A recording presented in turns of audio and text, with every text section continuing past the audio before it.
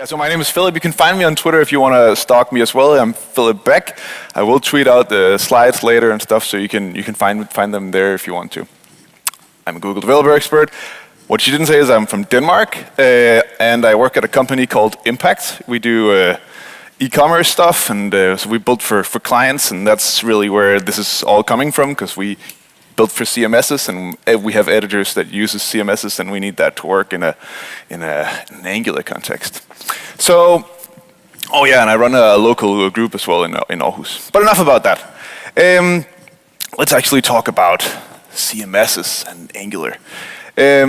So one thing I wanted to say was, this is going to be, I'll try to keep it to 30 minutes so we can all have lunch on time. But this is going to be like my journey on when Angular was released, thinking how am I going to use this with CMSs till today, where we have real websites in production running with Angular in a CMS.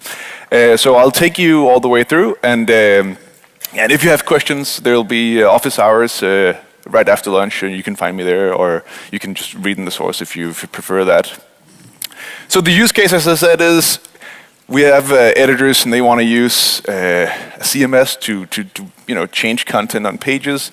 Maybe they have products they're selling or whatever, but stuff is changing all the time, and that makes it a little bit complicated. So we've been doing this with AngularJS for years and years, and we've built widgets for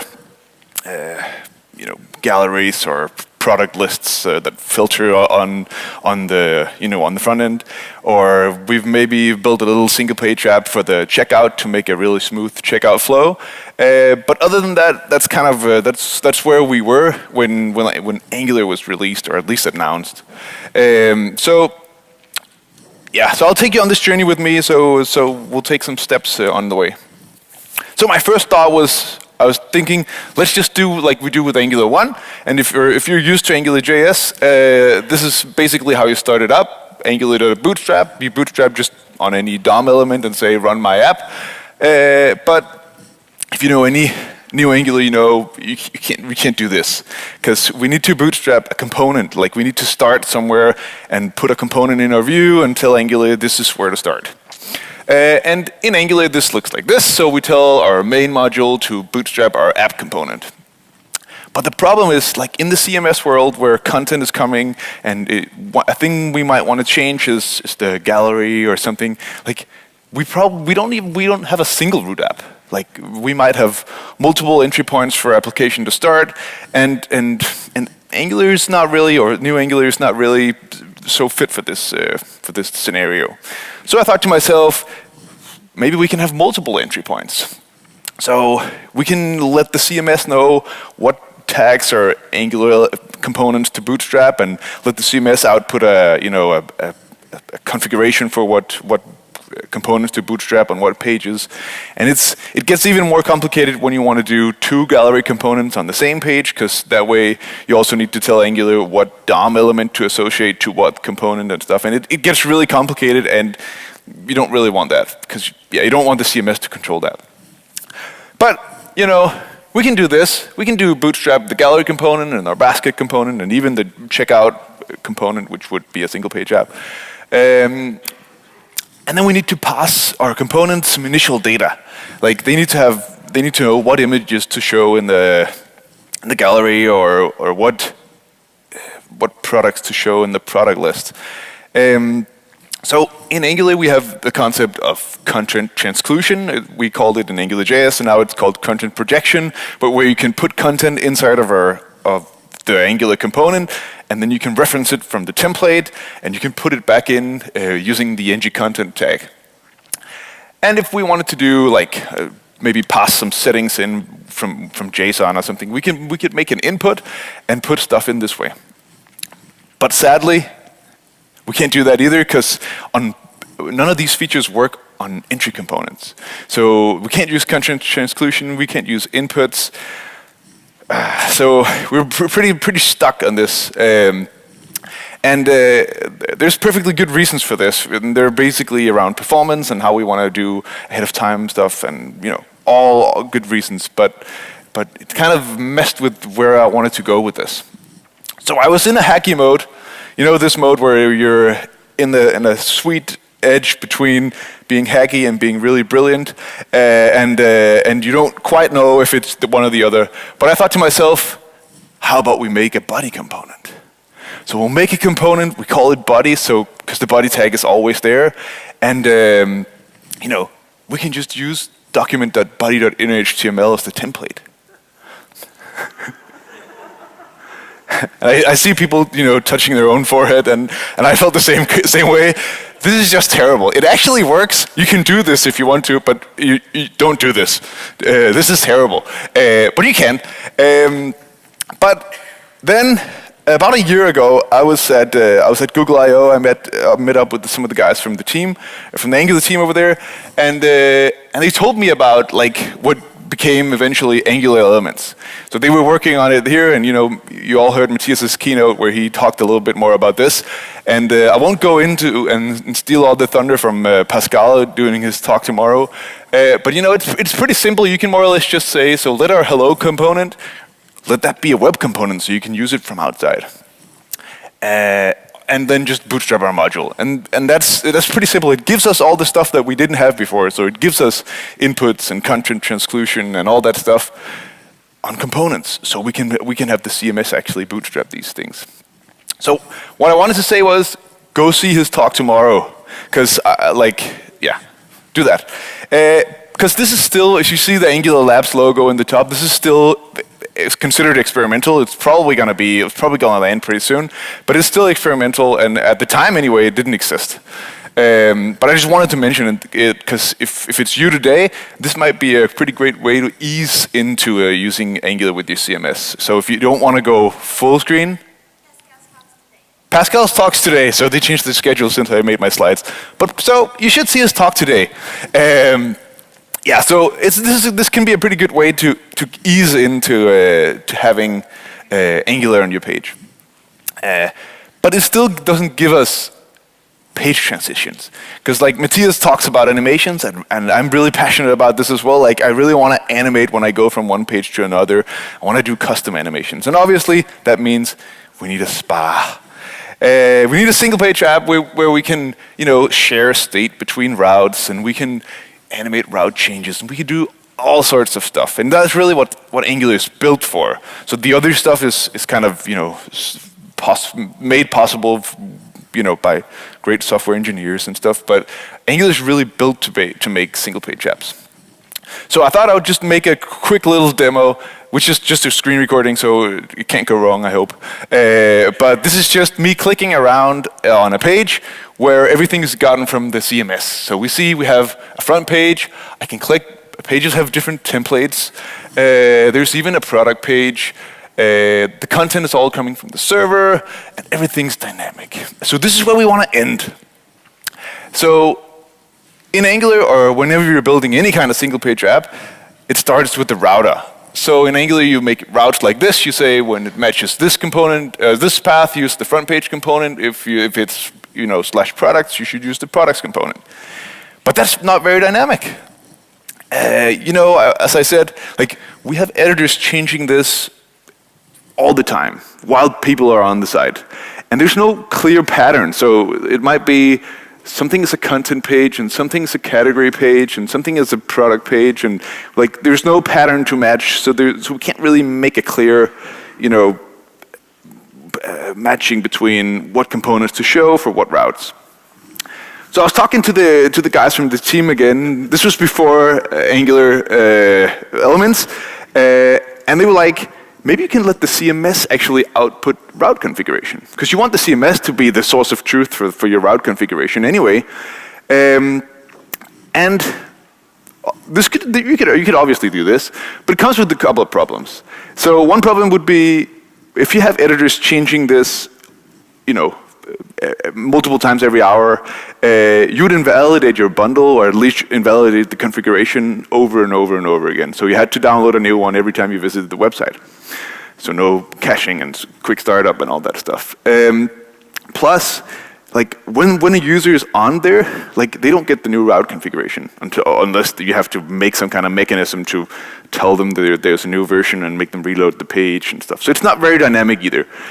So I thought maybe we can make something better than this. And I was back in that hacky/brilliant mode. I think this was a little bit more brilliant than the other one. But I thought, how about we make one route to rule them all? So this is where I imagine. So this is my page as we just saw in the demo. And I imagine maybe the server could output something like this, which is basically the model of the page as JSON. So we can make like an API endpoint on our CMS. You could have any CMS do this, where it tells you down in the bottom here. So if you're on the front page, use the front page template. Set the title to front page, and here's some data that's specific to this kind of page type. So this is what we wanted to do. So in Angular, it looks like this. You make a path, and you say it's ***, which is a special syntax to say just match anything. And you make it. You connect it to like a very generic page component. You can even get the data that we just saw. You can get that in a resolve, so we can actually get it while the route is still being loaded. And a resolver, if you don't know, is just a class that has a resolve method on it, and here's a little bit of going around, but it basically just ends up going to the server as you see as an HTTP request. This is just boilerplate. We don't need to talk too much about this. So in AngularJS, back in the AngularJS days, I would have then said, so if you want to use the front page, I'll just take the string front page and put a greater than and a less than around them and render that as a template. But obviously we can't do that in Angular because we don't have the parser at runtime because we want to do ahead of time compilation, and we want to do all the fancy stuff and make it really fast. So we can't do that. So what do? Back in that mode again, I think it was more hacky this time, I came up with this solution. So maybe we could just have all the available page components and ngIf them in and out. Something like this, So front page, sub page, and if this, then use it. If not, then don't use it. That way it's all referenced from a template, and it works with AOT and stuff, but it's not really that pretty. I know it really gets compiled down to something prettier when you use AOT, but it still feels wrong. But it actually works, as I said, until you start navigating around, because then nothing happens. Like the URL changes, but the page doesn't change. And it turns out that's because when we're using the same route, you're just changing options on the same route. You're not going to a new route every time. So I started refactoring for this. So how about we, in our app component or in the page component, instead of doing stuff in the resolver, we'll move that into the component, and then we'll do that whenever the activated route has changed. So we'll subscribe to that observable, and then we'll do it every time, we'll do it in the component instead. That problem really cascades down to the next level, because then if you're going from one product detail page to another product detail page, it's the same thing, because it's just options changed to the component. It's not really giving us a real page change, so we need to, everywhere where we did anything in ng on init, we need to do it in ng on changes, because we don't really know if it's new data, and it feels wrong again. So this was about just before Angular was announced, or released, I should say. This was just before Angular was released. So it's been announced for a year or two or something, and I've been working on it, and this was where I was at. And then came the magic of in RC4, we got something beautiful. It's called the component factory resolver, and I like how all the names are really long, and then the methods on them are just the words in the opposite order. So there's a component factory resolver that has one method on it that's called resolve component factory. But this is how you use it. So you get it via regular dependency injection, and then you call component factory resolve component factory from whatever component you want to render. So you should have some kind of condition here to find out which one you want to render. Then you attach it to the view container ref by creating a component on that based on the factory, and then you can put data on that instance. So it's pretty simple, and in our context, it would look something like this, where you see we have a page components here in list 23, which is basically the list of all the components that should be available. And we've looped through them with a find command and find out which one to render, and we render that, put the data on it, and we're good to go. Yeah, as I said. So I imagine it looks something like this. There's just a list of all the components that you should have available.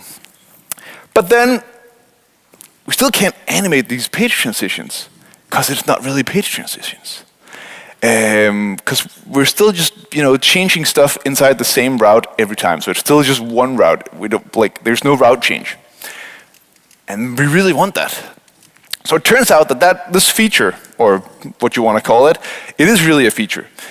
So it's really a performance thing that whenever you're just changing options on the route, it's not remounting the entire route. It's actually giving you performance for performance reasons, not tearing it down and creating it all back up. It's just reloading the same route. But it turns out you can configure this. So you can make your own router reuse strategy. So whenever you load the router, you can tell it to use your strategies for when to reuse the route and when not to. So a router reuse strategy is just a class again, like everything else, which has some methods on it, which tells Angular, or where you can instruct the Angular what to do when reusing a route, or in this example, not reusing anything ever. So that's basically what I wanted to do. You use it like this, so in your providers you just say, use my custom router reuse strategy instead of the built-in one. So now we have animations, because we have real route changes, we have animations. Awesome. So we're pretty close now. So another thing that CMSs typically offer is rich text. Like all CMSs, or at least all the ones that I've seen, they have some variation of this editor, where you can do bold and italic, and you can put links in, and you might even put images in and stuff. So this is Sidecore, because we use that sometimes, but all the CMSs I've ever seen has some feature of this. Unless it's very fancy and it's just markdown. But same problem. So they will typically output it just as a long string of HTML, and we can put this in the JSON, obviously, so whenever we ask for the front page, we can have the actual contents of the front page. So in AngularJS, this was pretty easy. So we could just do ngBind HTML, bind to that, and we could have all the text in there, and it would work, and we could have links and images, and everything was awesome. So I Googled around, and I found out, so if you want to do ngBind HTML, you can just bind directly to the inner HTML property on your element. So it looks like this. You can see line 6 here, where I'm just, because property bindings are just bindings directly to the DOM element's properties. And this actually works. So we can have, the content is now shown, like with our H1s and our links and all the stuff. It's perfect, but not really for links. Because if you're used to using a router, the router in Angular, it doesn't automatically hijack your A tags. So in AngularJS with the UI router and all the other, or some of the other routers, they would typically, say whenever there's an A tag, if people click that, maybe navigate the router instead of actually reloading the page in a traditional way. But the Angular router doesn't do this. So back in that brilliant / hacky mode, I thought to myself, let's make an href directive, because they always have hrefs. So on the A tag, if there's an href, we'll do the same thing. So we'll listen for clicks, and we'll then call router.navigate. But the problem here is, I'll put this up again. The problem here is, this is never being passed, because we're just binding to Angular, to the DOM element.innerHTML. So Angular doesn't know this. This is just regular, like a string of HTML. So even though you can actually make an href directive and it'll work, it won't work in this dynamic way, because we don't, the parser, as I said a million times already, the parser is not available in the browser. That's something in the build step. So I talked to some people again and started thinking, and I came up with the solution where on the element where I'm actually binding to the inner HTML property, I make another directive. I've called it intercept links. And the basics of it is we make a host listener that listens for all clicks. And because clicks are just DOM events, so they'll eventually bubble up to our element where we have our inner HTML binding. and then we'll call router.go. So in a little bit of a simplified version, it looks like this. So it's an intercept links directive. You can just put it on anything, and if there's a link in there, we'll navigate it. We'll probably cancel it so it doesn't do the defaults, and then we can call router.navigate on it. In real life, it's a little bit more complicated because what if it points to a different domain, or what if it's a download to a file, or what if it's something else? So or what if you're clicking something that's inside the div, because then the target won't be the A tag, it will be something else. But yeah, you can see the final solution if you want to on GitHub. It's a little bit more complicated, but the gist of it is this. So now we can actually have real routing with real transitions in a way where the CMS is the source of truth for your routes and for all the content. And we don't have all that ugly stuff anymore. So it's real flexible. We can do ahead of time compilation. We have all the great performance of that and the small bundle sizes. We have rich text. We have everything we wanted.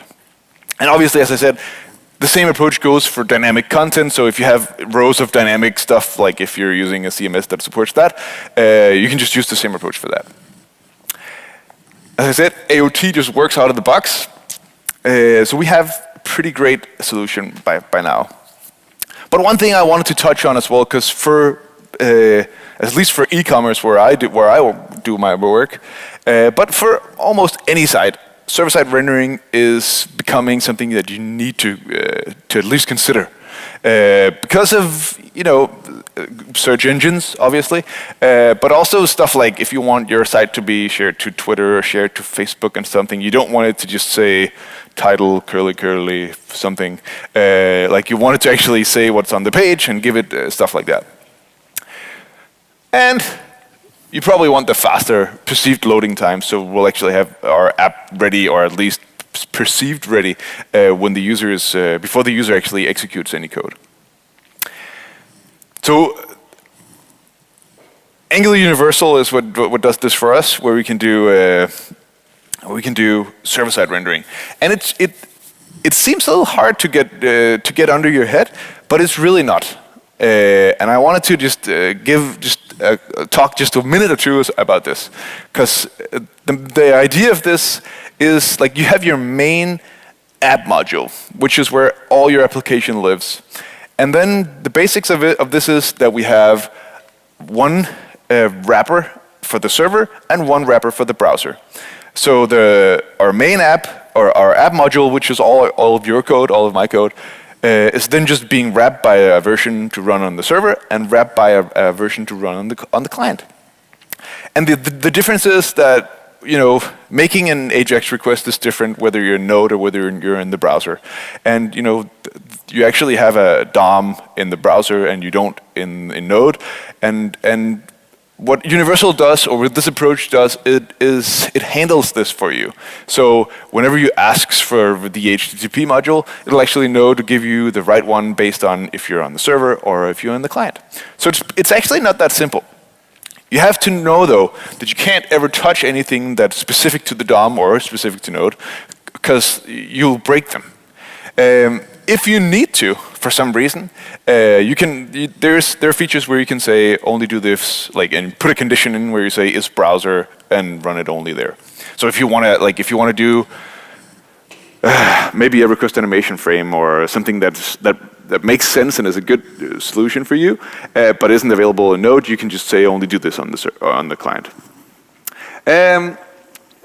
So it looks like this. So this is the browser app module, as you can see down here on the bottom, and this is the server app module. And if I switch back and forth, you can see that they're pretty much the same thing. They just have a dependency that's changed, but other than that, they're the same thing. So it's actually not that hard, and it gives you a lot of power, because that way you can have your app run or load really fast, and you can have great SEO for your sites, and you typically want that, especially for CMS stuff. So one thing that we need to talk about as well is when we do server-side rendering, we need to talk about maintaining state. Because if the server-side renderer has just asked the server for the page configuration for /products or / or whatever, we don't want to do that exact same thing whenever the client starts up. We want a way to say, so if this is already done on the server, we don't want to redo it on the browser. So we want a way to maintain state. So at the time where I built this, there wasn't a common way to do it, but there is now, and it's actually in platform server now. It's called the state transfer service, I think. And the idea is that it's basically just like a cache service where you can say put and set to, and then it will handle taking it from the server, and what it does behind the scenes is serialize it down to a string of JSON, and then when the client boots back up, it'll read that string of JSON and put it back into your cache. So it gives you a persistent cache between the server and the browser.